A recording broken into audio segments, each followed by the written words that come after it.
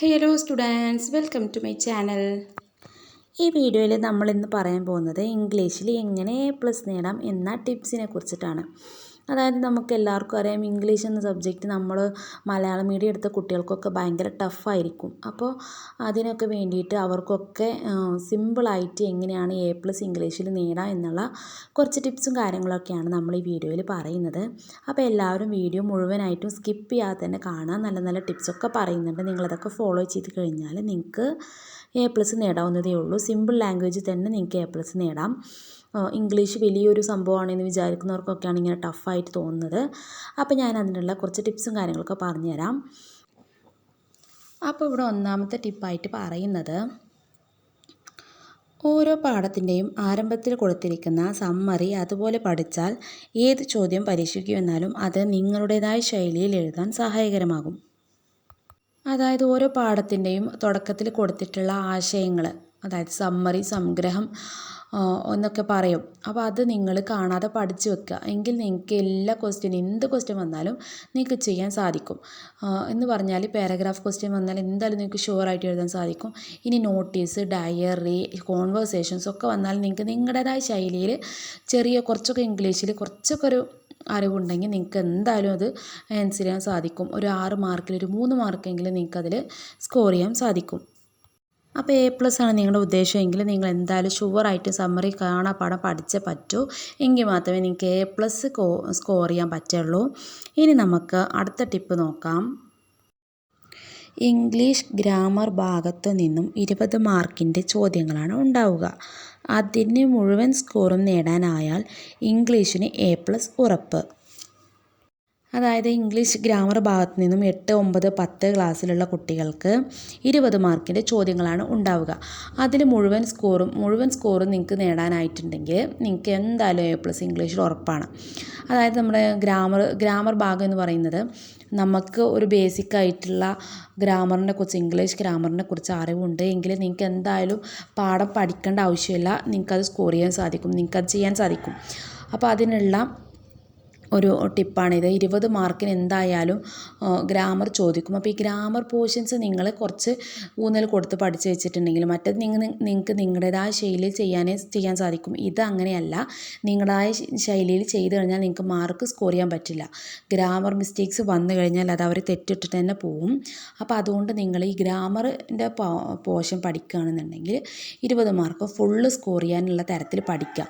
പിന്നെ ഇത് പുറത്തുനിന്നുള്ളൊരു ക്വസ്റ്റ്യൻ പോലെ വരുന്നതാണ്. അതായത് നിങ്ങൾ ടെക്സ്റ്റ് ബുക്കത്തെ ചിലപ്പോൾ ഒരു പാരഗ്രാഫൊക്കെ തന്നെ ഗ്രാമർ മിസ്റ്റേക്സിൽ ചോദിച്ചിട്ട് നമുക്ക് കറക്റ്റാക്കാനുള്ള ഒരു ചോദ്യമൊക്കെയാണ് ഉണ്ടാവുക. അപ്പോൾ നിങ്ങൾ ഈ ഗ്രാമർ നിങ്ങൾക്ക് നേരെ ചെയ്യാൻ കഴിഞ്ഞെങ്കിൽ മാത്രമേ 20 മാർക്ക് നിങ്ങൾക്ക് സ്കോർ ചെയ്യാൻ സാധിക്കൂ.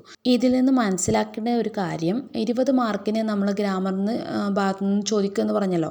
അപ്പോൾ ഇന്ന് മനസ്സിലാക്കേണ്ടത്, നമ്മുടെ പാഠഭാഗം പഠിക്കുന്നതിനേക്കാൾ ശ്രദ്ധയോടുകൂടി നിങ്ങൾ എന്ത് ചെയ്യണം, ഗ്രാമർ പോർഷൻസ് പഠിക്കണം. അതിൽ തെറ്റ് പറ്റി കഴിഞ്ഞ് കഴിഞ്ഞാൽ നമുക്ക് ഒരിക്കലും അതിന് മാർക്ക് കിട്ടാൻ പോകുന്നില്ല. അതായത് മറ്റേ ഡയറി, നോട്ടീസ്, മറ്റേ പാരഗ്രാഫ് ക്വസ്റ്റ്യൻസിലൊക്കെ നമുക്ക് ഒന്ന് തെറ്റാണെങ്കിലും നമ്മൾ അതിൽ ഗ്രാമർ മിസ്റ്റേക്സ് ഉണ്ടെങ്കിലും ഒരു കുഴപ്പമൊന്നുമില്ല, നമുക്ക് മാർക്ക് സ്കോർ ചെയ്യാം. പക്ഷെ അങ്ങനെയല്ല, ഇതിൽ എഡിറ്റ് ചെയ്യാനുള്ള ക്വസ്റ്റ്യൻസ് അല്ലെങ്കിൽ നമ്മുടെ അതിൽ ഓരോ വേർഡ്സ് അതിൽ കൂട്ടിച്ചേർക്കാനുള്ള ഓരോ ക്വസ്റ്റ്യൻസൊക്കെയാണ് ഉണ്ടാവുക. അപ്പോൾ അതിൽ ആ വേർഡ് തെറ്റിക്കഴിഞ്ഞ് കഴിഞ്ഞാൽ നിങ്ങൾക്ക് ആ മാർക്ക് ഫുള്ളായി പോകും. ഒരു 1/2 അല്ലെങ്കിൽ 1 അങ്ങനെ ഒരു മാർക്കൊന്നും കിട്ടില്ല. തെറ്റിയാൽ അത് ആ കറക്റ്റ് ഫുള്ളായിട്ടുള്ള മാർക്ക് പോകുന്നതാണ്. അപ്പോൾ അത് നിങ്ങൾ ശ്രദ്ധിക്കുക. ഈ ഗ്രാമർ പോർഷൻ പഠിക്കുമ്പോൾ നിങ്ങൾ മറ്റേത് പഠിക്കണേക്കായി ഊന്നൽ കൊടുത്ത് ശ്രദ്ധയോട് കൂടി പഠിക്കാൻ ശ്രമിക്കുക. എങ്കിൽ മാത്രമേ നിങ്ങൾക്ക് A+ ഷുവറായിട്ട് നേടാൻ സാധിക്കുകയുള്ളൂ. ഇനി അടുത്ത ടിപ്പ് നോക്കാം. ഒരു ദിവസം അരമണിക്കൂർ വീതം മുൻവർഷ ചോദ്യങ്ങളും അവയുടെ ഉത്തരങ്ങളും പല പ്രാവശ്യം വായിക്കുക. അതായത് നിങ്ങൾ മെയിനായിട്ട് ചെയ്യേണ്ട ഒരു കാര്യം എന്ന് പറയുന്നത്, SSLC കഴിഞ്ഞ കുട്ടികളുടെ ക്വസ്റ്റ്യൻ പേപ്പേഴ്സ് നിങ്ങൾ സൂക്ഷിച്ച് വെക്കുക, മേടിച്ച് വെക്കുക. ഇല്ല എങ്കിൽ നിങ്ങൾ ഇത്തരത്തിലുള്ള യൂട്യൂബ് ചാനൽസിലൊക്കെ നമ്മുടെ ചാനലിൽ തന്നെ ഒരുപാട് ക്വസ്റ്റ്യൻ പേപ്പേഴ്സ്, ആൻസർ കീസൊക്കെ പറഞ്ഞിട്ടുണ്ട്. അപ്പോൾ അതൊക്കെ നിങ്ങൾ നോക്കി മനസ്സിലാക്കി വെക്കുക. എങ്ങനെയുള്ള ക്വസ്റ്റ്യൻസാണ് വന്നിട്ടുള്ളത് എന്നൊക്കെ, ഈ ഗ്രാമർ പോർഷൻസിലും വന്നിട്ടുള്ളത് എന്നുള്ളതൊക്കെ നിങ്ങൾ മനസ്സിലാക്കി വെക്കുക. അപ്പോൾ നിങ്ങൾക്കത് മനസ്സിലാക്കി അങ്ങനെ ഈ മുൻവർഷ ചോദ്യങ്ങളൊക്കെ നിങ്ങൾ ആൻസർ ചെയ്യുമ്പോൾ, അതായത് ആ ചോദ്യങ്ങളും അവരുടെ ഉത്തരങ്ങളൊക്കെ നിങ്ങൾ പല പ്രാവശ്യം വായിക്കുക, ആൻസർ ചെയ്യുകയൊക്കെ ചെയ്യുമ്പോൾ നിങ്ങൾക്ക് കോൺഫിഡൻസ് കൂടും. അത് ചെയ്യാനുള്ള ഉത്തരങ്ങൾ പെട്ടെന്ന് നിങ്ങളുടെ മനസ്സിലേക്ക് വരും. അതായത് നമ്മൾ ക്വസ്റ്റ്യൻ പേപ്പർ ആൻസർ ചെയ്യാൻ ഇതിനൊരു മാർഗ്ഗമുള്ളൂ. ഇങ്ങനെ ആൻസർ ചെയ്യുകയാണെന്നുണ്ടെങ്കിൽ നിങ്ങൾക്ക് ഉത്തരങ്ങളൊക്കെ കറക്റ്റായിട്ട് നിങ്ങളുടെ മനസ്സിലേക്ക് ഓടി വരും.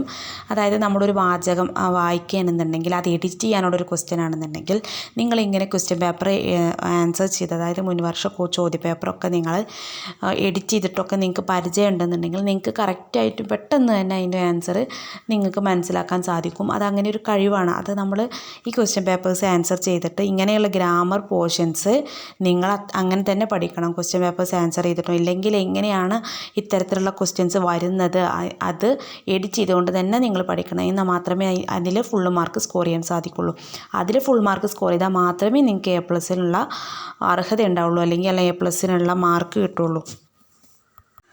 അപ്പോൾ ഇനി നമുക്ക് അടുത്ത ടിപ്പ് നോക്കാം. ടിപ്പ് നമ്പർ 4, അവധി ദിവസം അവയുടെ ഉത്തരം ഒന്ന് എഴുതി നോക്കുക. തെറ്റ് വന്ന ഭാഗവും വിട്ടുപോയ ഭാഗവും ശ്രദ്ധാപൂർവം പഠിച്ചെടുത്താൽ മതി. അതായത് നമ്മൾ പറഞ്ഞല്ലോ, പ്രീവിയസ് ക്വസ്റ്റ്യൻ പേപ്പേഴ്സ് ആൻസർ ചെയ്യുമ്പോൾ ആദ്യം നിങ്ങൾ ടെക്സ്റ്റ് ബുക്ക് ഒന്ന് ഓപ്പൺ ചെയ്ത് നോക്കാതെ നിങ്ങൾ നിങ്ങളുടെ സ്വന്തം കഴിവിൽ അതൊന്ന് ആൻസർ ചെയ്ത് നോക്കുക. എന്നിട്ട് എവിടേക്കാണ് തെറ്റ് പറ്റിയെന്നുള്ളത് ശ്രദ്ധിക്കുക. ആ തെറ്റ് പറ്റിയ ഭാഗം നമ്മൾ ശ്രദ്ധാപൂർവം പഠിച്ചെടുക്കുക. എങ്കിൽ നിങ്ങൾക്ക് പെട്ടെന്ന് തന്നെ ഗ്രാമറിൻ്റെ പോർഷൻസ് ക്യാച്ച് ചെയ്യാൻ പറ്റും. അതായത് നിങ്ങൾ ഇപ്പോൾ ഒരു ക്വസ്റ്റ്യൻ പേപ്പർ എടുത്തു എന്ന് വിചാരിക്കുക. ആ ക്വസ്റ്റ്യൻ പേപ്പറിൽ എഡിറ്റ് ചെയ്യാനോ ഇല്ലെങ്കിൽ വിട്ട ഭാഗം പൂരിപ്പിക്കാനോ ബ്രാക്കറ്റ്സിൽ അതിൻ്റെ ഓഫ്, ആൻഡ്, എ, ഇൻ എന്നുള്ള വേർഡ്സൊക്കെ കൊടുത്തിട്ട് നമുക്ക് പൂരിപ്പിക്കാൻ ചോദിക്കുമല്ലോ. അത്തരത്തിലുള്ള ക്വസ്റ്റ്യൻസൊക്കെ ആണെങ്കിൽ നിങ്ങൾ ആദ്യം എന്ത് ചെയ്യുക, ക്വസ്റ്റ്യൻ പേപ്പർ നോക്കിയിട്ട് നിങ്ങൾ നിങ്ങളുടേതായ ശൈലിയിൽ, അതായത് നിങ്ങൾക്ക് അറിയുന്ന അറിവ് വെച്ചിട്ട് അത് പൂരിപ്പിക്കുക. എന്നിട്ട് നിങ്ങൾ എവിടെയാണ് തെറ്റ് പറ്റിയെന്നുള്ളത് ടെക്സ്റ്റ് ബുക്കുമായിട്ടും നിങ്ങൾക്ക് പറഞ്ഞു തന്നിട്ടുള്ള ഗ്രാമറിൻ്റെ പോർഷൻസൊക്കെ വെച്ചിട്ട് നിങ്ങൾ കമ്പയർ ചെയ്ത് നോക്കുക. അങ്ങനെ നോക്കുമ്പോൾ നിങ്ങൾക്ക് തെറ്റ് പറ്റിയ ഭാഗങ്ങൾ എവിടെയാണെന്നും എങ്ങനെയാണ് തെറ്റ് പറ്റിയതൊക്കെ മനസ്സിലാവും. അങ്ങനെ നിങ്ങൾക്ക് മനസ്സിലായി പെട്ടെന്ന് തന്നെ നിങ്ങളുടെ ബ്രെയിനിലേക്ക് അത് കയറും. അപ്പോൾ അത് കയറുമ്പോൾ എന്നും അത് ഓർക്കാനുള്ള ഒരു ടിപ്പായിട്ട് നിങ്ങളുടെ മൈൻഡിൽ തന്നെ അത് കിടക്കും. അതാണ് ഇതിൻ്റെ ഒരു ടിപ്പ് എന്ന് പറയുന്നത്. അപ്പോൾ നിങ്ങൾക്ക് അങ്ങനെ കിടക്കുമ്പോൾ നിങ്ങൾക്ക് എവിടെ ഒരു ഗ്രാമർ ചോദ്യം ചോദിക്കുകയാണെങ്കിലും ഈ തെറ്റ് പറ്റിയ ഭാഗം പിന്നീട് ഒരു തെറ്റ് പറ്റാനുള്ള ചാൻസ് കുറവാണ്. അപ്പോൾ നിങ്ങൾ പ്രീവിയസ് ക്വസ്റ്റ്യൻ പേപ്പേഴ്സ് ആൻസർ ചെയ്യുമ്പോൾ ഗ്രാമർ പോർഷൻസ് ഇത്തരത്തിൽ ആൻസർ ചെയ്യാൻ ശ്രമിക്കുക. എങ്കിൽ നിങ്ങൾക്ക് കൂടുതൽ മാർക്കും ഫുൾ മാർക്കും ആൻസർ ചെയ്യാൻ സാധിക്കും. അപ്പോൾ ഈ ഗ്രാമർ മിസ്റ്റേക്കിൽ നമുക്ക് തെറ്റ് പറ്റിയാൽ നമ്മുടെ ഒരുപാട് മാർക്ക് പോകും. അതുകൊണ്ടാണ് ഈ ഒരു ഭാഗം നന്നായി പഠിക്കണം എന്നുള്ളത് നമ്മൾ പറയുന്നത്. മറ്റ് ഭാഗത്ത് നിന്ന് മാർക്ക് പോകില്ല എന്നല്ല പറയുന്നത്. മറ്റ് ഭാഗം നിങ്ങൾക്ക് എങ്ങനെയും സ്കോർ ചെയ്യാൻ സാധിക്കും. പക്ഷെ അങ്ങനെയല്ല നമ്മുടെ ഈ ഗ്രാമർ മിസ്റ്റേക്ക് വന്നു കഴിഞ്ഞാൽ അതിൽ ഒരു മാർക്കാണെങ്കിൽ അത് തെറ്റിയാൽ ഒരു മാർക്ക് ഫുള്ളായിട്ട് പോവും. മറ്റേത് അങ്ങനെയല്ല. നമുക്ക് ഒരു ചെറിയ തെറ്റ് പറ്റിക്കഴിഞ്ഞാൽ 1/2 മാർക്ക്, 1/4 മാർക്കൊക്കെ ടീച്ചേഴ്സ് ഇട്ട് തരും.